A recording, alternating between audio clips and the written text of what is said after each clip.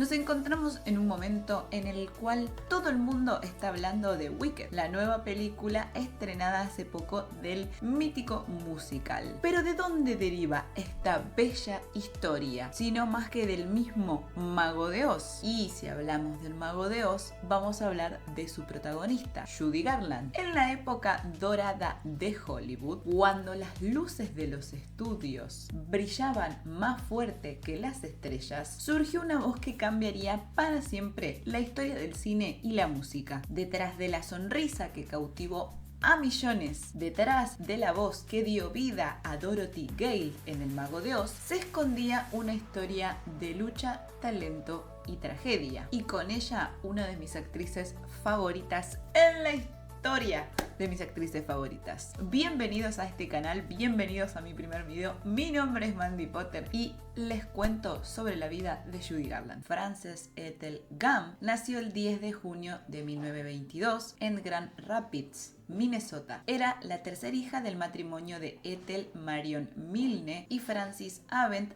Frank Gumb. Sus padres eran artistas de vodevil que se establecieron en Grand Rapids para dirigir una sala de cine, la misma en la que a sus 2 años de edad, junto con sus hermanas mayores, Susan y Dorothy, sí, la hermana de Judy Garland se llamaba Dorothy, haría su primera actuación cantando unas estrofas de Jingle Bells. Las Gumb Sisters, como serían llamadas más tarde, actuaron varios años en el teatro de su padre, acompañadas en el piano por su madre. En junio de 1926, la familia se mudó a Lancaster, California, debido a que los acomodadores del teatro acusaron a su padre de haberlos abusado sexualmente. Frank compró y operó un nuevo teatro y Ethel comenzó a trabajar para que sus hijas participaran en películas de Hollywood. La realidad es que ambos padres veían a sus hijas como mercancías, como algo que pudieran ofrecer para sacar dinero a cambio. En 1928, las Gumb Sisters se inscribieron en una escuela de danza dirigida por Meglin, propietaria de la compañía de danza Meglin Kiddies. A través de esta consiguieron su debut cinematográfico en un tema corto llamado The Big Review, donde interpretaron un número de canto y baile. A esta le siguieron varias apariciones más en la pantalla grande. El trío había recorrido el circuito de vodevil como The Gumb Sisters, pero pronto el nombre de The Gumb Sisters cambiaría, ya que era un nombre que podía sonar cómico si era mal pronunciado en inglés. Es por este motivo que, por recomendación de un productor de un teatro en Chicago, cambiaron su apellido a Garland y pasaron a ser The Sisters Garland. Pero, Ethel Garland no era un nombre que rimara. Es por eso que terminó adoptando el nombre de Judy Garland. Y ahí podríamos decir que nació una estrella. El grupo se separó en agosto de 1935 debido al casamiento de su hermana Susan, la hermana más grande del grupo. Pero el negocio no terminaría para su madre con la disolución de las Garland Sisters, sino que Judy fue descubierta por uno de los compositores de la Metro Goldwyn Mayer, que asistió a uno de los actos de las hermanas. Esto le dio la gran oportunidad de una audición para los estudios. Ahí es donde firmó contrato por 5 años, aunque el estudio no sabía qué hacer con ella, ya que tenía 13 años y era muy mayor para papeles de estrella infantil, pero muy joven para papeles adultos. El estudio estaba conflictuado, puesto que era una joven talentosa, pero su apariencia linda o de chica de al lado, concepto que se refiere a una belleza no hegemónica, no caucásica y tampoco se refiere a una actitud glamorosa. No era lo que buscaban en ese momento para las principales artistas femeninas. Esto generaba en Judy mucha ansiedad por su apariencia. De hecho, los productores del estudio se referían a ella como el patito feo. Una vez su director llegó a decirle mi pequeña jorobada. Esto profundizó en ella grandes inseguridades que la acompañaron por el resto de su vida. Por este mismo motivo era sometida a usar correctores para sus dientes y discos en su nariz, no solo para achicarla, sino también para afinarla. A esto se le sumó el constante acoso mental por parte del estudio, basado en implantarle el terror de ser sustituida. La amenaza era clara: si se relajaba o si fallaba demasiado, había siempre otra chica en algún lugar del mundo mucho más hermosa que ella dispuesta a ocupar su lugar. Así como si pudiera encontrar otra chica con esa voz. En septiembre de 1935 del mismo año, su padre fue hospitalizado por una meningitis y terminó falleciendo. Pero Judy ya tenía un contrato, así que no podía detenerse y tuvo que seguir adelante. Así que tras varias apariciones en diferentes películas, la MGM encontró una fórmula ganadora cuando emparejó a Garland con Mickey Rooney en una serie que se conocía como musicales de patio trasero. Son básicamente musicales o producciones de bajo presupuesto en el cual no se invierte mucho y dan bastante ganancia. El dúo poco a poco empezó a ser un éxito y, obvio, empezó a ganarse a todo el público. Gracias a esto es que terminaron realizando 5 películas más, pero esta vez como protagonistas. En 1938, cuando Judy tenía 16 años, fue elegida para interpretar a Dorothy Gale en El Mago de Oz, una película basada en el libro infantil de 1900 de Frank Baum. Aunque los productores de la película, Arthur Fred y Mervyn LeRoy, habían querido elegirla para el papel desde un principio, el jefe del estudio, Meyer, primero trató de conseguir a Shirley Temple, que en ese momento estaba con la Fox, pero estos se negaron. Luego trataron de conseguir a otras actrices del momento, de la época, pero tampoco estaban disponibles. Así fue como Judy finalmente se quedó con el papel, pero fue sometida a varias transformaciones, ya que era muy grande para interpretar a Dorothy, que es una niña de 12 años según los libros. Es por eso que le ponían fajas reductoras en el busto y también corsets, y la subieron a una estricta dieta. Originalmente, Dorothy llevaría una peluca rubia, pero los productores Arthur y Mervyn decidieron no hacerlo después de la filmación. Su vestido azul a cuadros fue elegido porque generaba un efecto en el cual difuminaba su figura, lo que la hacía lucir más joven y más delgada. Si bien el peso de Judy estaba saludable, el estudio exigía que haga dieta constante. Comía sopa de pollo y un plato de lechuga si pedía más comida. Incluso la sometieron al tabaco para sacarle el hambre, lo que la llevó a fumar 80 cigarrillos por día. Garland años más tarde declaró que tanto a ella, a Rooney y a otros artistas del estudio les recetaban constantemente anfetaminas para mantenerse despiertos y seguir el ritmo frenético de hacer una película tras otra. También les dieron barbitúricos para que los tomaran antes de acostarse y así pudieran dormir. Finalmente, bajo todas estas restricciones, comenzó el rodaje del Mago de Oz el 13 de octubre de 1938 y finalizó el 16 de diciembre de 1939. Tuvo un costo de $2 millones, pero esto no detuvo a la MGM, porque enseguida empezaron con giras promocionales y el rodaje de una nueva película, Babes in Arms, que también fue estrenada en 1939. Ella y Rooney fueron enviados a una gira promocional por todo Estados Unidos, que culminó con el estreno en Nueva York el 17 de agosto, que incluía un programa de apariciones de 5 espectáculos al día para ambas estrellas. El Mago de Oz fue un tremendo éxito de crítica, aunque su alto presupuesto y costo de promoción de aproximadamente 4 millones, junto con los menores ingresos generados por boletos para niños con descuento, significaron que la película no generó ganancias hasta que se relanzó en la década de 1940 y en ocasiones posteriores. Es decir, ni bien salió la película, no tuvieron ganancia, no recaudaron ni siquiera lo invertido, pero tranqui panqui, porque después, con todo lo que es hoy el Mago de Oz, no creo que no lo hayan recuperado y ganado con creces. En la celebración de los Oscars de 1939, Judy Garland fue premiada en la terna de Mejor Actriz Juvenil, no solo por su actuación en El Mago de Oz, sino también de Babes in Arms. Después de la película, Garland fue una de las actrices más rentables de los Estados Unidos. En 1940, Garland protagonizó 3 películas.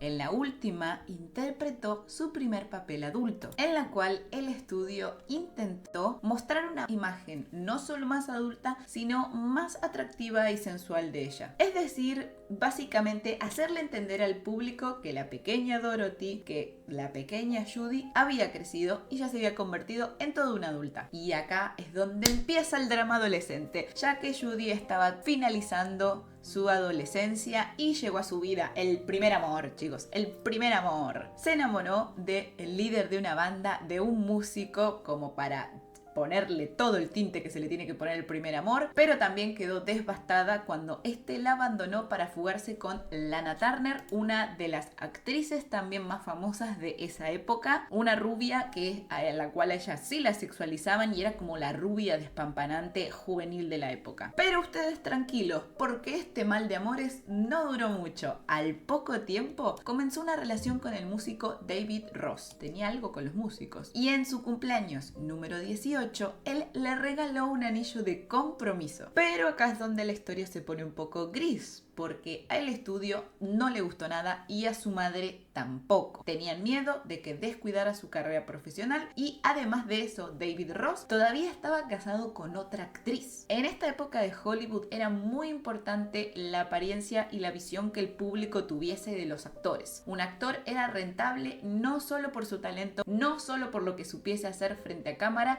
sino también por la reputación pública que tuviese. Entonces, que Judy Garland, una de las promesas del estudio, esté emparentada o comprometida con un hombre casado era un real escándalo. Así que acordaron esperar un año para permitir que el divorcio fuese definitivo. Durante ese tiempo, Garland no perdió el tiempo y tuvo una breve aventura con el compositor Johnny Mercer. Después de su ruptura con Mercer, Garland y Rose se casaron el 27 de julio de 1941. Finalmente, la pareja acordó una separación de prueba en enero de 1943 y se divorciaron definitivamente en 1944. Un amor muy fugaz.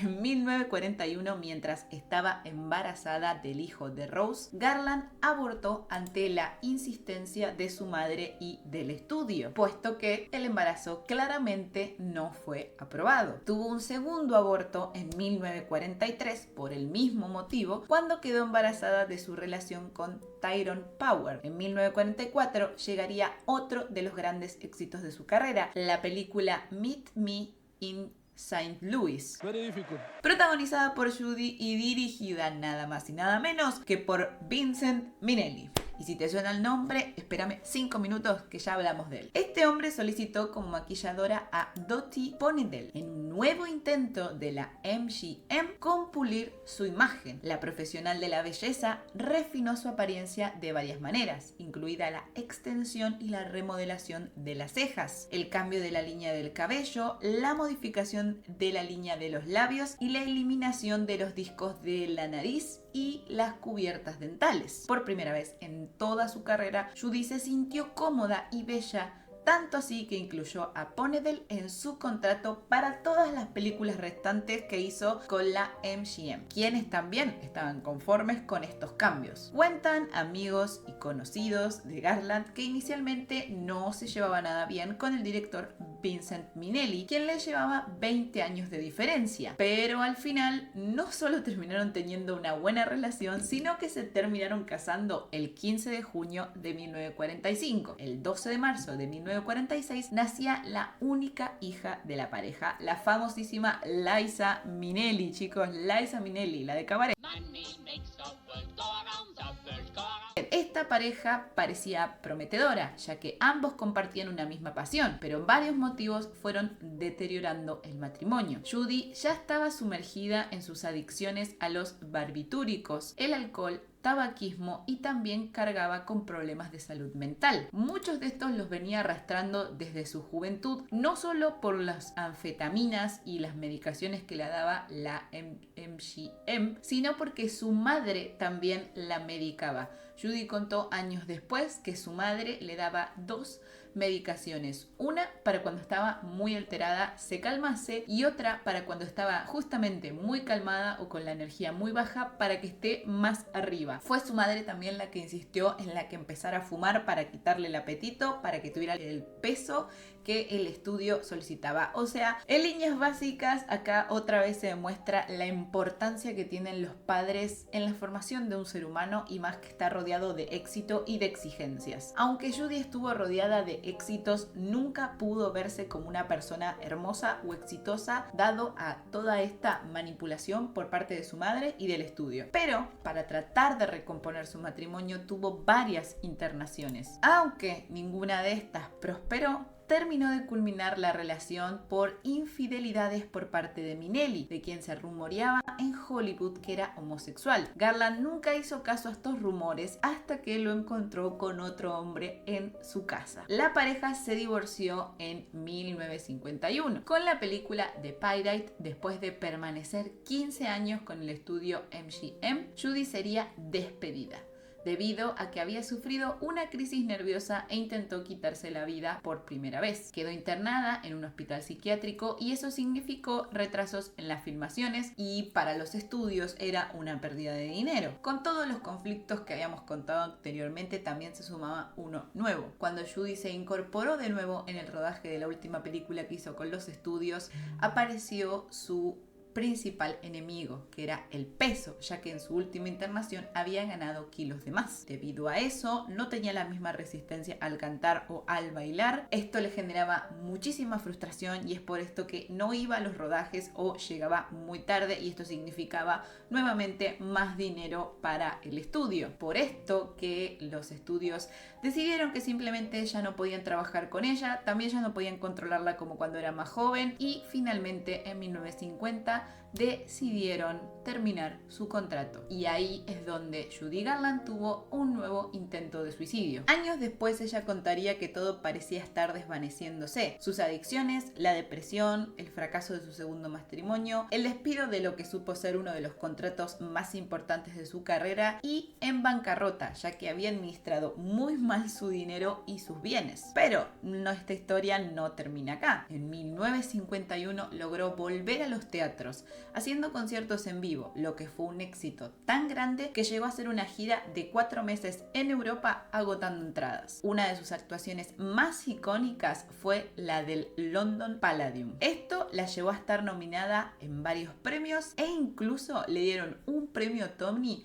por su dedicación y contribución al teatro. La carrera de Judy parecía estar renaciendo de una manera increíble. A comienzos de esta misma década, de la década de los 50, el periódico de Los Ángeles Mirror publicó un reportaje protagonizado por Esther, la mamá de Judy Garland, en la que revelaba que mientras su hija se convertía en toda una estrella en Broadway, ganando importantes cantidades de dinero, ella trabajaba en una compañía aérea con un sueldo de menos de $20 a la semana. Sobre esto, Judy Garland declaró que no quería tener ningún tipo de relación con su madre, que de hecho ya no la tenían, y que la situación no mejoraba al hacer esta declaración y a salir en un periódico. Declaró que su madre había administrado todo el dinero que había ganado en su etapa infantil y adolescente de una manera terrible, que le había generado abusos de manera física y mental, y además también que solamente era buena para generar en ella caos y miedo. En 1952 conoce a su tercer marido, Sidney Loft. Esta es una de sus relaciones más largas, estando 13 años juntos. Incluso Loft se convirtió en su representante y se dedicó a revitalizar su carrera. En este mismo año, en noviembre, la pareja dio a luz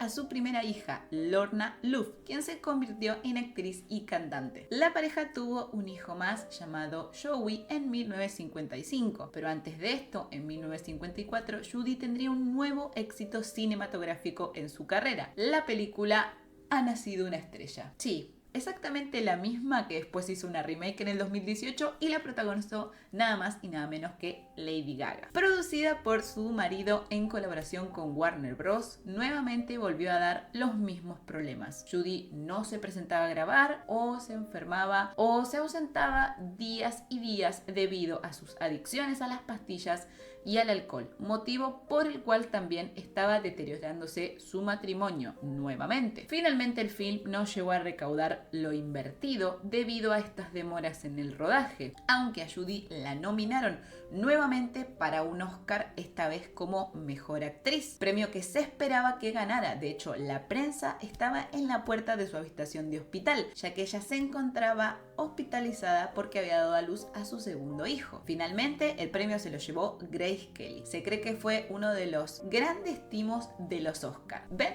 Los Oscars haciendo robos desde años inmemorables. Pero sí ganó un Globo de Oro a Mejor Actriz por esta actuación en ese mismo año. En noviembre de 1959, Garland fue hospitalizada luego de que le diagnosticaron una hepatitis aguda. Fue dada de alta del hospital en enero de 1960, todavía muy débil, y los médicos le dijeron que probablemente le quedarían 5 años de vida y que ya lentamente no pudiera cantar más. Inicialmente declaró que se sintió muy aliviada por el diagnóstico y cito: "Me quité la presión por primera vez en mi vida", pero al tiempo se recuperó y siguió cantando. En 1961 dio uno de los recitales más importantes en su vida, tan así que se editó en un álbum, arrasó en ventas y fue galardonado con 5 premios Grammys.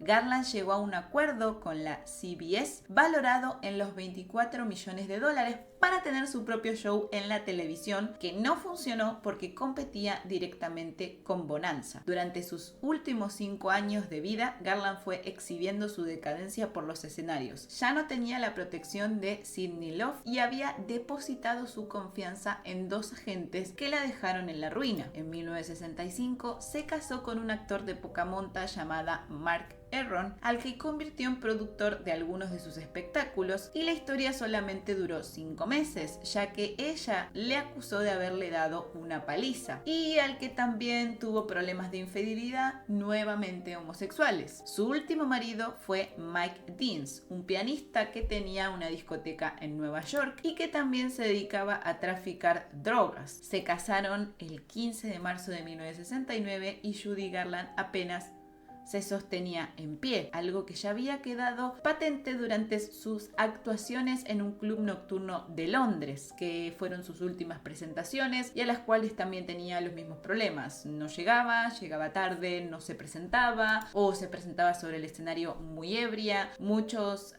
cercanos a ella dicen que se daba cuenta de que ya estaba perdiendo su voz, como los médicos le decían, y eso la llevaba a tomar más pastillas, más alcohol y a después no poder presentarse. Personalmente creo que también tenía bastantes ataques de pánico. Esto lo podemos ver en la película Judy, que se hizo en 2019, si no me equivoco, se los voy a dejar acá abajo, en donde podemos ver un pánico al entrar al escenario y una inseguridad de no poder lograrlo. El 22 de junio de 1969, Judy Garland fue hallada muerta en el baño de su casa en Londres. Tenía 47 años y aparentaba muchísimo más. Los resultados de la autopsia y de la investigación posterior determinaron que la causa había sido una sobredosis de barbitúricos y que había sido accidental. Pese a que fueron varios los intentos de suicidio llevados a cabo por la actriz en el pasado, en esta ocasión no había sido ese el motivo. El organismo de Judy Garland estaba muy debilitado debido al consumo de drogas desde que era una adolescente, el alcoholismo que le condujo a la cirrosis,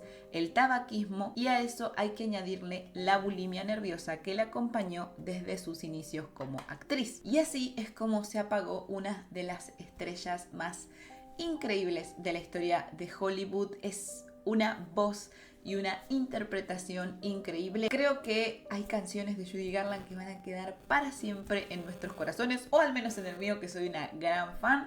Así que cuéntenme si conocían la historia de Judy Garland, cuéntenme qué les pareció, y si les gustó les pido que por favor se suscriban, le den like y lo compartan. Yo los despido y los veo en un próximo video. Chau chau.